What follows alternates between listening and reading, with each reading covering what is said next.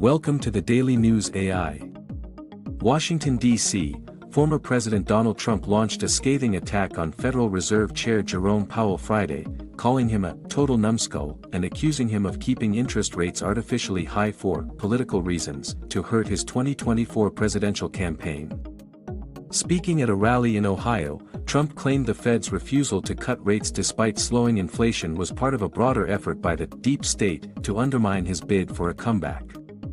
"They don't want me to win, so Powell is holding rates up like a weapon," Trump said. "He's not independent. He's a puppet of Biden and the radical left."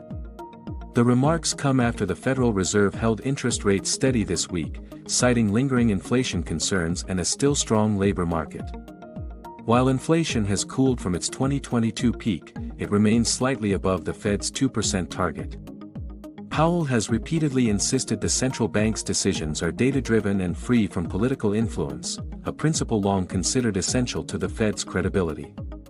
But Trump, who appointed Powell in 2018 only to later call him his worst decision, has grown increasingly hostile toward the central banker.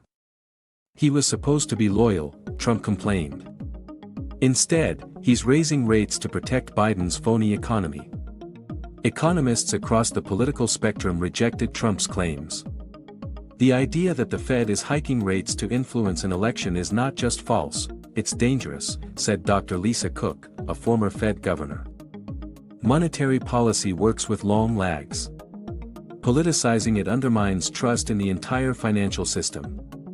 Even some Republican lawmakers distanced themselves from Trump's rhetoric. Senator Tim Scott said, "I disagree with the Fed at times, but we must protect its independence." Wall Street reacted cautiously to Trump's comments, with bond yields rising slightly on concerns that a second Trump term could lead to political pressure on the Fed. If elected, Trump has said he would consider replacing Powell before his term ends in 2026, a move that would break with decades of precedent and could trigger market turmoil. For now, Powell remains in charge, and as Trump rages on, the Fed appears unmoved. Thanks for watching.